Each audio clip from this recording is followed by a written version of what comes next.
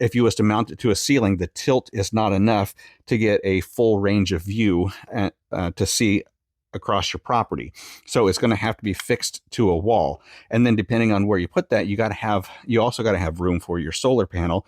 And I'm going to show you how I make that adjustment as well. So I'm not going to be mounting my solar panel to the bracket, just simply because I don't have room where I'm going to be mounting it. So what they've done is included some extra hardware, and you've also got plenty of extra power cable to move this away from the camera, okay? So that you get that south-southwest sunlight. Now, for the app.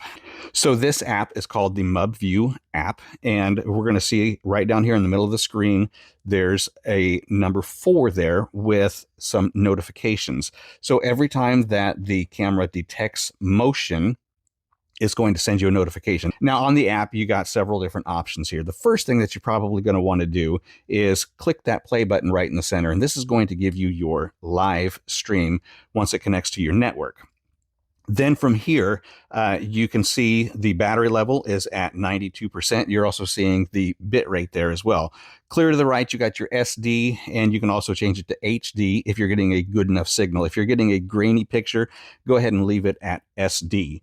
You can see that we are live, and then we can also click under history, and history is going to be your video recordings, your pictures that you've captured, and anything that is on your SD card after you install it. Next thing over is going to be your cloud storage if you're using that. And then you've got your calendar, your alerts, your screenshots, and record, download, and your album. Now, you can see that some of those are faded out because there are no screenshots, there are no recordings, there's nothing that I've downloaded as of yet. When we go back to our live screen, then we're going to get connected to the camera, and there we go. Everything looks good, and we're ready to go. Clear down at the bottom, we can record, we can hit our pan, tilt, and zoom, and we can control that right here from the app, and I'm going to show you that once we get it installed.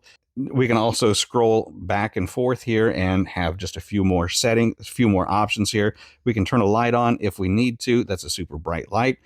We've also got a siren. If there happens to be maybe an animal or somebody who is trespassing on your property, you can hit your siren and you can activate that.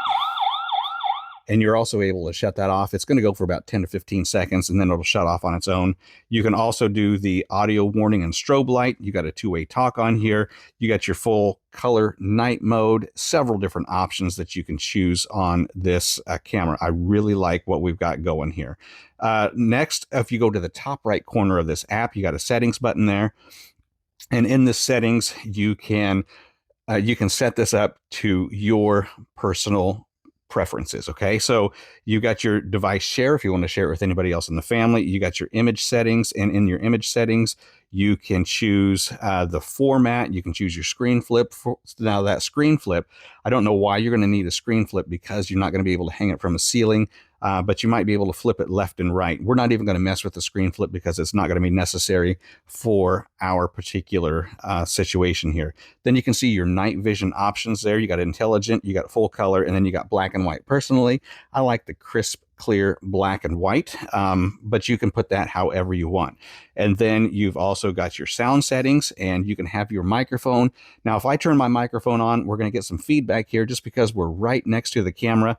And so we're going to go ahead and just leave that off. And then finally, you got your light settings, and you can have your light to be auto. You can leave it for 30 seconds, 60 seconds, 5 minutes, 10 minutes, whatever you want to do on your light settings. So the next thing that we're going to do is we're going to go ahead, get this installed outside, and then we're going to come back, take a look at where it's installed, and then we're also going to do our night vision so that we have all of the information needed and necessary to make a well-educated decision as to whether or not this is going to be the right security camera for you.